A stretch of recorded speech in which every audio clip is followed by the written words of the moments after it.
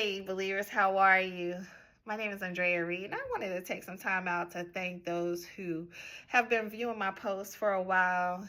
We've been praising and worshiping God daily.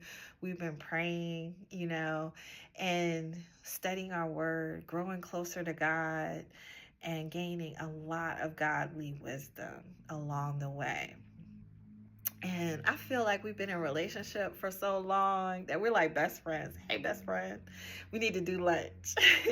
And for those who come by, on occasion, you're here today and you're viewing this post, I welcome you back. And I'm glad to see you too. So today we're going over Psalm 11. And Psalm 11 really is warning us, believers, to watch who's in our ear and who's giving us counsel, because that can affect your outcome, and I'll explain why in a second. Starting with verse 1. I trust in the Lord for protection. So why do you say to me, fly like a bird to the mountains for safety?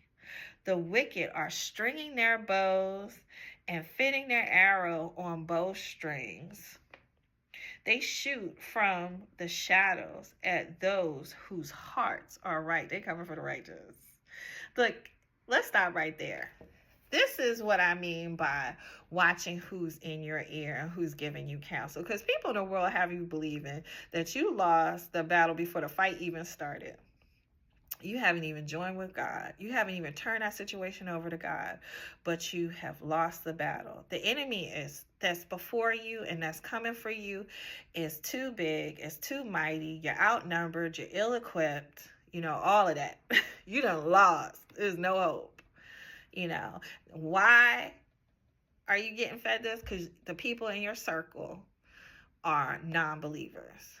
But if the people that are closest to you, who are giving you advice when you're trying to cope through battles, if they are closest to you and they are believers and they have gone through battles and been victorious through the help of God, they will be strengthening you. They will be giving you sound biblical advice that comes straight out of the Bible,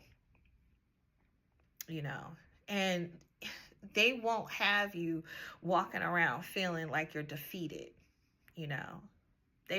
Those are the people that won't leave you when the world rises up against you. They'll stand firm in the Lord along with you, because they already know that our God is bigger and mightier than any enemy that could wage war against you, believers. There is no battle that is too big for our God. So continuing on, verse 3. The foundations of law and order have collapsed. What can the righteous do? Wait on God in faith. Stand firm in your faith. But the Lord is in his holy temple. The Lord still rules from heaven, right? He watches over everyone closely. He's still on the throne. He still has all sovereignty and all power. He is our almighty God. Examining every person on earth, the Lord examines both the righteous and the wicked. God knows what the wicked's going to do even before they get up in the morning and devise a plan against you. He already knows what they're going to plan to do. So he hates those who love violence. He will rain down blazing coals and burning sulfur on the wicked. That's a bad day, ain't it? Sound like a bad day, because you done messed around and come up against one of God's children. That's a bad day. Punishing them with scorching winds. For the righteous Lord loves justice. He's a good God. He's a just God. He'll make sure that his children have justice. The virtuous will see his face. If God be for you, who can be against you? Greater is he that is in you than he that is in the world.